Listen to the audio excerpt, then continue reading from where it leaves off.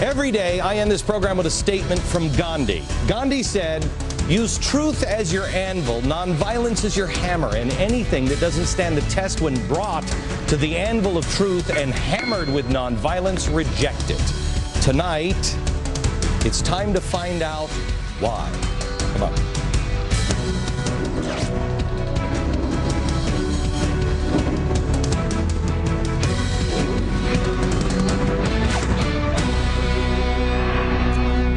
I was talking to a friend of mine today, and we were talking about the Constitution and some of the bills that are being passed in Congress, and I said, that's 2,800 pages. The Constitution is 4. When they wrote it out, it was written on 4. I mean, granted, there were giant pieces of paper, but 4.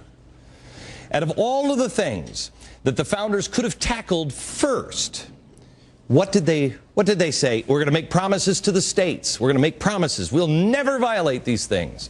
What was the first thing they chose? The First Amendment.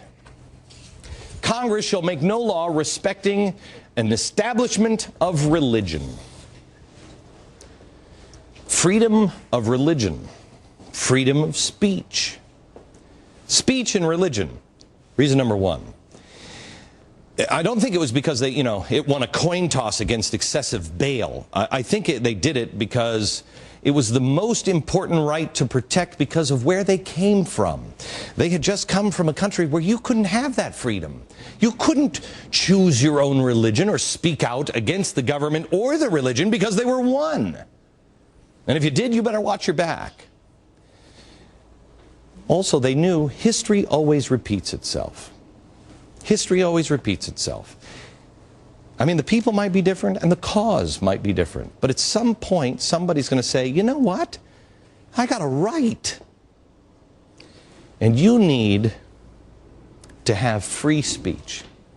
We have an hour coming up for you next week. I'm changing the show. I told you a little bit about last night. I'm changing the show because I still thought it's just something's bothering me and it's just not right. And I think I know what it is. And next week, we're going to do a special on something you probably never heard of in history. It was called the Black Robe Regiment. Revolutionary era, they were the local pastors. They were the ones that stood up and said, you have a right. God gave you these rights. They were the people that rallied the congregations after the shot was heard around the world. When the British killed 18 church-going Americans at Lexington Green, the pattern continued. The ministers and the pastors rallied the citizens to the cause. These were the men and women of faith.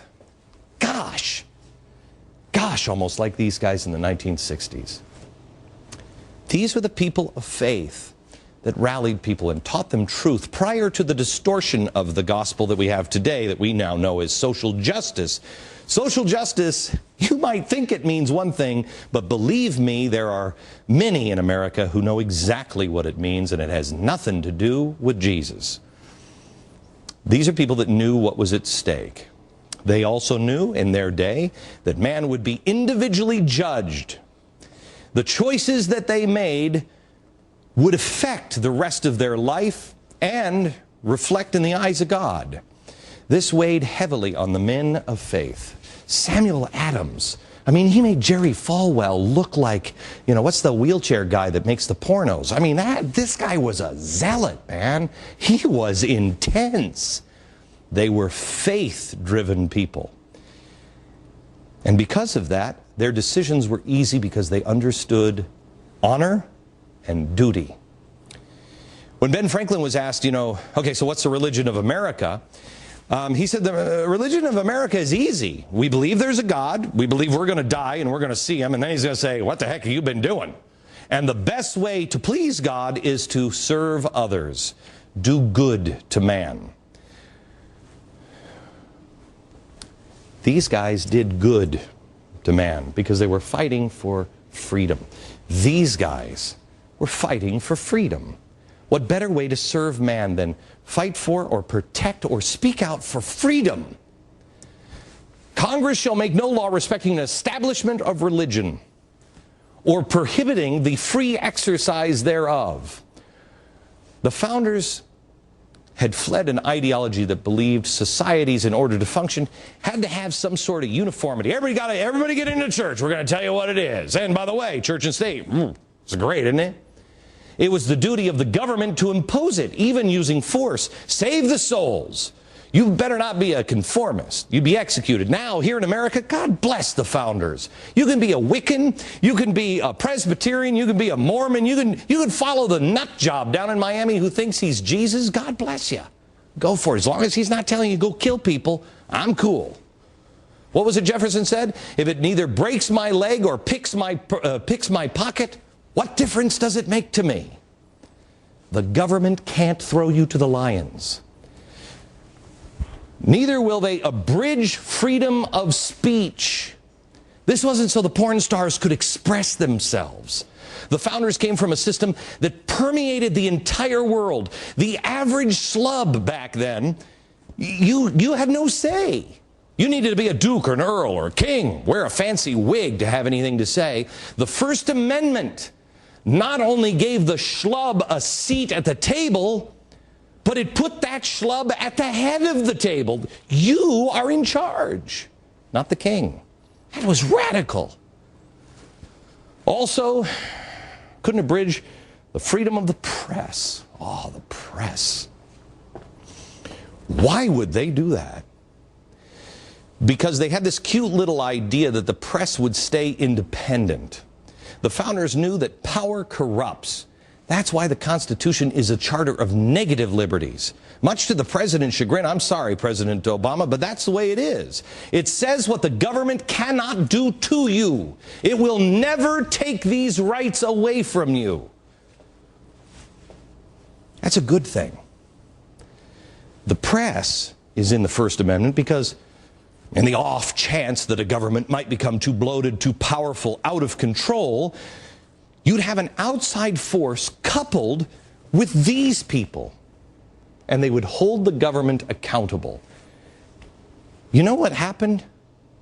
The press first ripped these people apart, and then the press went, wait a minute, I think they're right. What else is in this? The press, freedom of speech, freedom of religion, and the right of the people to peacefully assemble. Can you imagine today an America that didn't have the Tea Party? I know there's a lot of people going, yeah, I can. Most of them are at the White House, which is strange. But imagine the president had no roadblocks. Nothing stood in his way. He could pass whatever he wanted. The only thing slowing him down are the peaceful assemblies of the Tea Party and at least this building in the press. That's pretty amazing. You and one building full of journalists. That's it. And look at the difference you've made. And then the last thing, First Amendment. This is the most important stuff. And the petition to petition the government for redress of grievances. What does that mean? Is that like people at PETA are allowed to get signatures? It means you have a right to say, what the hell are you doing? That's your right. But with every single one of these rights, there's an implied responsibility. You have a right to religion. Practice any faith. Don't kill people in the name of it. 2, prohibiting the free exercise thereof, abridging freedom of speech. You have a right to free speech. Don't cry fire in a crowded movie theater. Be peaceful and assemble. Do it. Don't become the G20 people. And to petition the government for redress of grievances. You go to them with respect and you demand an answer. I think the only one that doesn't have an implied responsibility with it is this one, petition. I think the responsibility is on the government's shoulders. They have a responsibility to answer our damn questions. They work for us. So here we are at the end of the Constitutional Convention now. Ben Franklin is sick, he's old, he's in pain, 81 years old. He had been sitting in a chair, he couldn't move. He gets up and he leaves.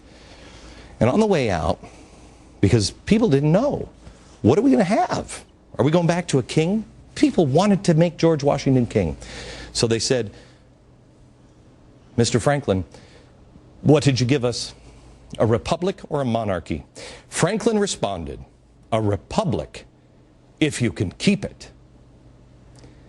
If you can keep it. None of us really ever realized, at least I didn't, maybe you did, I didn't realize how fragile this thing was until September 11th. Made me pay attention.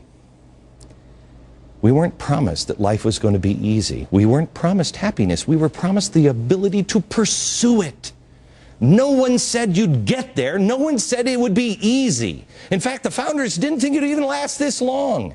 Franklin's response seems to indicate that that was the sentiment in the room that day. And that was day number 1, and they were counting them day by day. Well, America, here we are now on day 81,299 of the American experiment.